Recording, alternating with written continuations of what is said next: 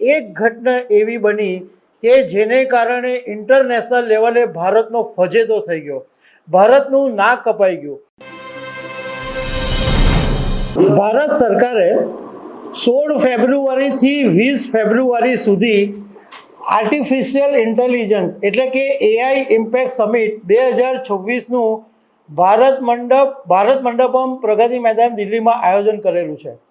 3 લાખ લોકોએ રજીસ્ટ્રેશન કરાવેલું છે અને દુનિયાના દિગ્ગજ સીઈઓ, મોટા મોટા રાષ્ટ્રપતિઓ ભારતના આ સમિટની અંદર હાજર રહેલા છે અને ઇન્ટરનેશનલ લેવલે ભારતની વાહવાહી થઈ રહી હતી કે એઆઈની અંદર ભારત જબરજસ્ત કામ કરી રહ્યું છે. પરંતુ એક ઘટના એવી બની કે જેને કારણે ઇન્ટરનેશનલ લેવલે ભારતનો ફજેતો થઈ ગયો, ભારતનું નાક કપાઈ ગયું અને આ કામ કર્યું ભારતની ગલગોટિયા યુનિવર્સિટીએ. એક રોબોટિક ડોગ બનાવ્યો અને દાવો કર્યો કે આ તો અમે બનાવ્યો છે, પણ પાછળથી ખબર પડી કે આ તો ચીનની કંપનીએ બનાવેલો છે. તો આના વિશે તમારી સાથે વાત કરીશ. મારું નામ રાજેશ શાહ છે અને તમે જોઈ રહ્યા છો ગુજરાતના સૌથી મોટા ડિજિટલ ન્યૂઝ પ્લેટફોર્મ ખબર છે.com. આજે આખી દુનિયા જ્યારે એઆઈની વાત કરી રહી છે એવા સમયે ભારતની અંદર 16 તારીખથી 20 તારીખ સુધી એટલે કે 5 દિવસ માટે એઆઈ ઇમ્પેક્ટ સમિટ 2026નું દિલ્હીમાં આયોજન કરવામાં આવ્યું છે. આખી દુનિયાની નજર આ એઆઈ ઇમ્પેક્ટ સમિટ ઉપર છે, કારણ કે મોટા મોટા જે એઆઈ કંપનીના સીઈઓ છે, માલિકો છે, એ સિવાયના બીજા બધા દિગ્ગજો છે, રાષ્ટ્રપતિઓ છે અને ટોટલી 3 લાખ લોકોએ આ એઆઈ સમિટની અંદર રજીસ્ટ્રેશન કરાવેલું છે.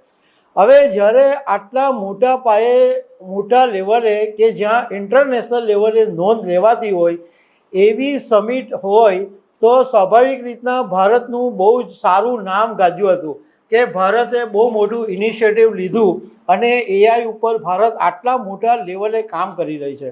પરંતુ સમિટનો બીજો દિવસ થયો અને ગલગોટિયા યુનિવર્સિટીએ એવું કર્યું કે 1 સેકન્ડની અંદર ભારતનું નાક ઇન્ટરનેશનલ લેવલે કપાઈ ગયું. ભારતનો એટલો બધો ફજેતો થઈ ગયો કે સરકારને પીછેહટ કરવાની ફરજ પડી.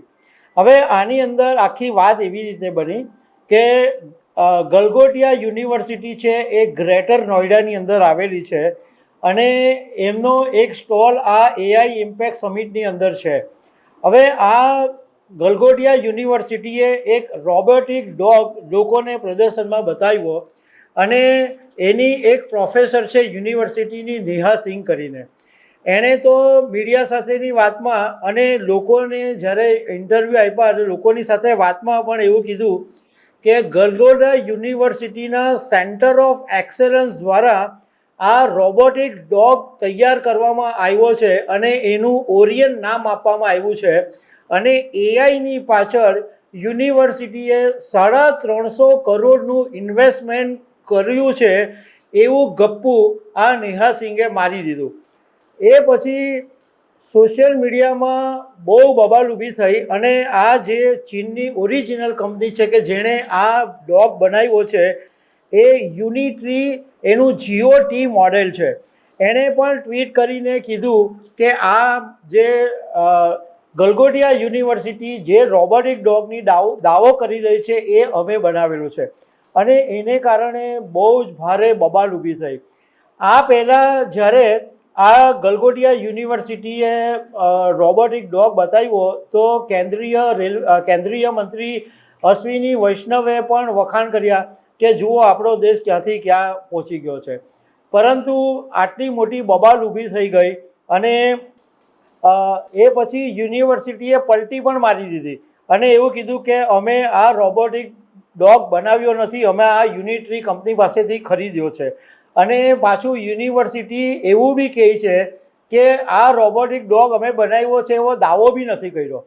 હવે પ્રોફેસર નેહા સિંઘના ઇન્ટરવ્યૂ સોશિયલ મીડિયામાં છે, એ પોતે કહે છે કે અમે બનાવ્યો છે અને 350 કરોડનું ઇન્વેસ્ટમેન્ટ છે, એવા બધા એ ઇન્ટરવ્યૂ સોશિયલ મીડિયા પર ફરે છે અને યુનિવર્સિટી હળહળ જુઠ્ઠું બોલીને એમ કહે છે કે અમે દાવો નથી કર્યો.